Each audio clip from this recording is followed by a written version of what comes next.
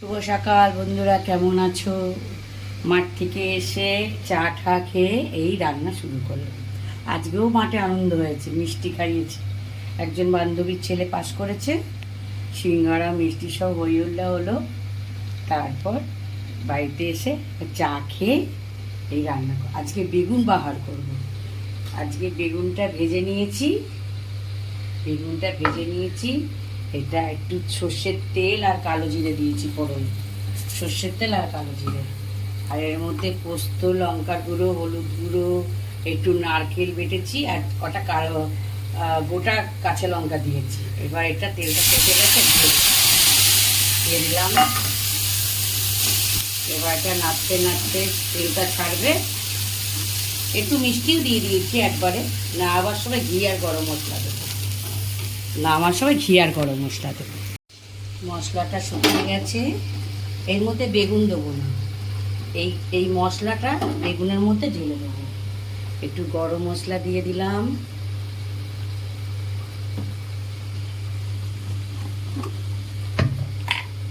একটু ঘি দিয়ে দিলাম,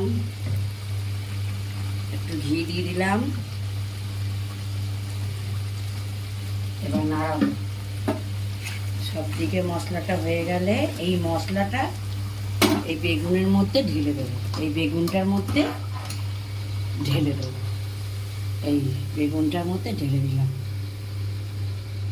এইবারে এই থালাটা গ্যাসে একটু চাপিয়ে দিলাম, কেননা বেগুনটা যদি কড়াইতে দিই গলে যাবে তো বেগুনগুলো। তার জন্যে মশলাটা ঢেলে নিয়ে সামান্য তাপিয়ে নামিয়ে দেবো। হয়ে গেল। এবার এই নারকেলটা কুড়িয়ে রেখেছি, নারকেলটা দিয়ে দেবো। দিয়ে দিলাম। এবার গ্যাসটা নিভিয়ে দেবো। ব্যাস, বেগুন বাহার হয়ে গেল। তাহলে বেগুনটাও গলবে না। আলু পটলটা ভাজা হয়ে গেছে। এর মধ্যে বেটে রেখেছি একটু আদা, একটু জিরে, একটু ধনে আর একটু লাল লঙ্কার গুঁড়ো দিয়ে দিলাম। একটু সস দিয়ে দিয়েছিলাম, টমেটোটা আনতে ভুলে গেছিলাম, একটু সস দিয়ে দিয়েছি। এবার নাড়তে নাড়তে চিংড়ি মাছ দিয়ে করবো আজকে। আলু পটল দিয়ে চিংড়ি মাছের ঝোল করবো।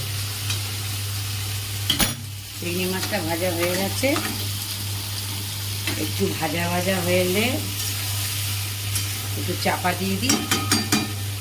একটু গরম জল বসিয়েছি, গরম জল দিয়ে দেবো। জল দিয়ে আলু পটলটা ভাজা হয়ে গেছে। এবার একটু মিষ্টি দিয়ে দেবো, দিয়ে এই গরম জলটা দিয়ে দেবো। একটু গরম জলে একটু দিলে কি স্বাদ হয়, ঠান্ডা জলে দিলে একটু কাঁচা কাঁচা গন্ধ বেরোয়। একটু জল দিয়ে দিই, একটু ঝোল রাখবো। দিয়ে দিলাম। এবার চিংড়ি মাছটা দিয়ে দেবো। চিংড়ি মাছটা পাশে ভেজে রেখেছিলাম, দিয়ে দিই। ব্যাস, এবার চাপা দেবো। নামাবার সময় একটু গরম মশলা দিয়ে দেবো। ঠিক আছে, চাপা দিয়ে দিই। আলু পটলটা হয়ে গেল। একটু ঘি দিলাম আর একটু গরম মশলা দেবো। একটু ঝোল নামাবো, কেননা ঝোল ছাড়া খেতে পারে না। ডাল করিনি তো, এর জন্য ঝোল নামাবো। হয়ে গেল, একটু নাড়িয়ে দিলাম। হয়ে গেছে, নামিয়ে দিলাম।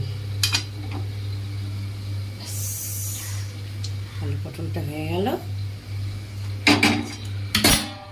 বন্ধুরা, রান্নাটা অবশেষে শেষ হলো। এই বেগুন বাহার করলাম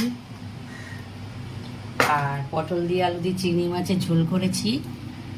আর একটু পটলের খোসাটা ভাজলাম। নেড়ে একটু রসুন আর কালো জিরে ফোড়ন দিয়ে, ভাল লাগে বেশ। একদিন বেটে দেখবে তোমরা, খুব ভালো লাগে। আচ্ছা, আজকে রাখছি তাহলে বন্ধুরা। আমার যদি রান্না ভালো লাগে লাইক করবে, শেয়ার করবেন, কমেন্ট করবেন। রাখছি, হ্যাঁ। ভালো থেকো, সুস্থ থেকো, টাটা।